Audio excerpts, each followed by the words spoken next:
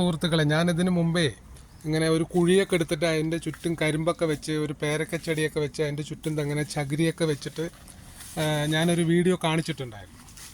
ആ കുഴിയിൽ നമ്മൾ വേസ്റ്റ് കൂട്ടി മണ്ണൊന്നും ഇട്ടില്ല. ഇത് കണ്ടോ, ആ കുഴിയിൽ ആ വേസ്റ്റ് മുഴുവൻ മണ്ണിലോട് ദ്രവിച്ച് പോയി. മണ്ണ് മേലെ ഇട്ടില്ലെങ്കിലും ദ്രവിച്ച് പോകും. ഇതതിൽ കള ഞാൻ ഇപ്പോൾ പറിച്ചിട്ടതാണ് കേട്ടോ, വാഴൻ്റെ ഇതൊക്കെ കിട്ടിയപ്പോൾ പറിച്ചിട്ടതാണ്. അപ്പോൾ നമുക്ക് ഇങ്ങനെ ചെയ്ത് കഴിഞ്ഞാൽ ഇനി ഞാൻ വേസ്റ്റ് ഇതിൻ്റെ മേലെ വീണ്ടും കൂട്ടും. കാരണം അത്രയും ചെടികൾ ചുറ്റുമുണ്ട്. മഞ്ഞളുണ്ട്, കരിമ്പുണ്ട്, പേരക്കയുണ്ട്.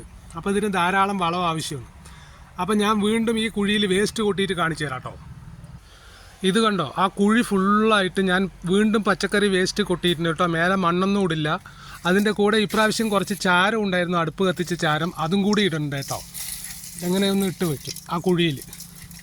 അപ്പോൾ ഇത്രയും ചെടികളുണ്ട്. ഇതാണ്ടോ, ഇതിൻ്റെ ചുറ്റും ഇത്രയും ചെടികളുണ്ട്. അത്രയും ചെടികൾക്ക് അത്രയും ഭക്ഷണം ആവശ്യമാണ്. അപ്പോൾ അതുമായി ചകിരിച്ചോറുമായി കേട്ടോ. ഇതാണ്ടോ, ചകിരി ഞാൻ വെച്ചതിൽ ഒരു ചകിരി പോലും പോയിട്ടില്ല, മണ്ണൊലിപ്പ് വന്നിട്ടില്ല. നല്ല ഈർപ്പം, എന്താണ്ടോ ചകിരിൻ്റെ അടുത്ത് നല്ല ഈർപ്പം നിലനിൽക്കുന്നുണ്ട്. കണ്ടോ, ഇതാണ് ചകിരി വെച്ച് കഴിഞ്ഞാൽ ഉള്ള ഗുണം. ഇത് കരിമ്പാട്ടോ, അതൊക്കെ വെച്ചിരിക്കുന്നത് കരിമ്പാണ്.